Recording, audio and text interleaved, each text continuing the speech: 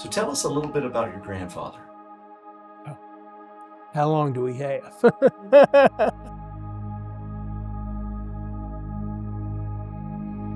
The best thing I'd like to say about my grandfather is that he was a kind, gentle soul.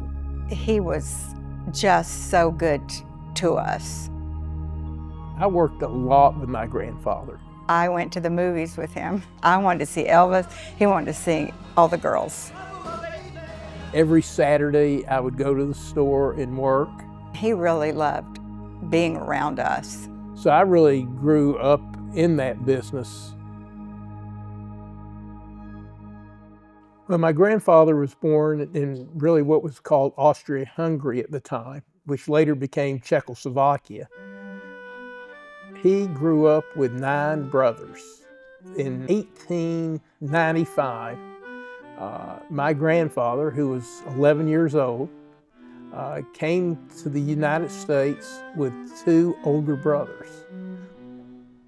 The 2 older brothers went to work for different folks in a general clothing store, and they saved money up and they went into business.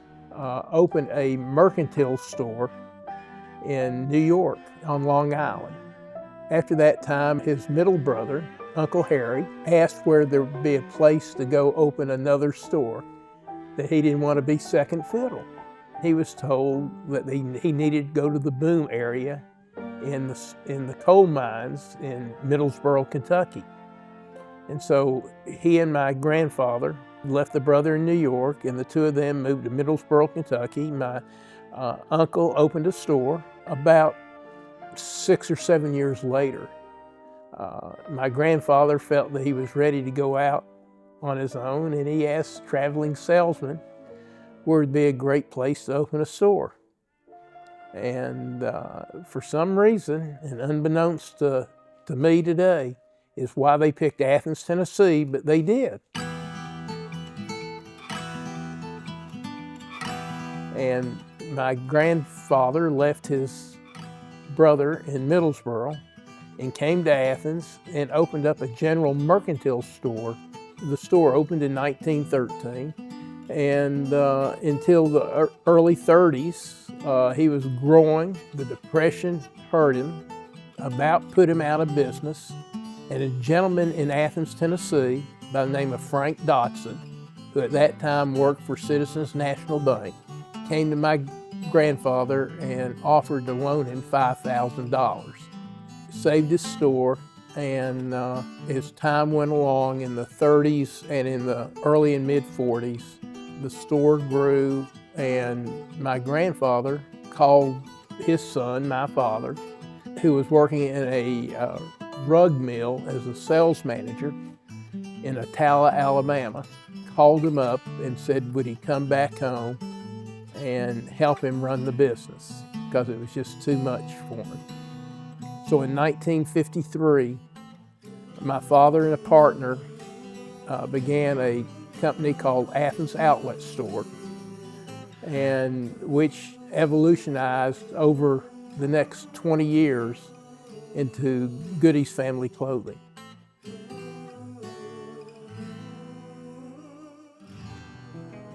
My dad was a pretty brilliant guy, very astute about business, was well educated. He was wonderful. He supported me through many things. Taught me everything I knew, and probably a lot of things I've forgotten that he taught me that were great. My dad was a sharp dresser. One time I had a date that had on dress shoes and white socks. Now, Daddy didn't say anything, but I'm like cringing on the inside. And I said, they were yellow, but.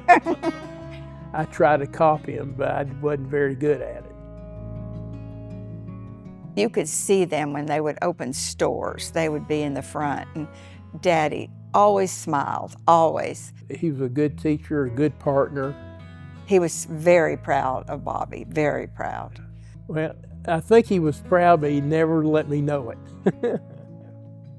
I know that he was one of the most honest people I've ever met.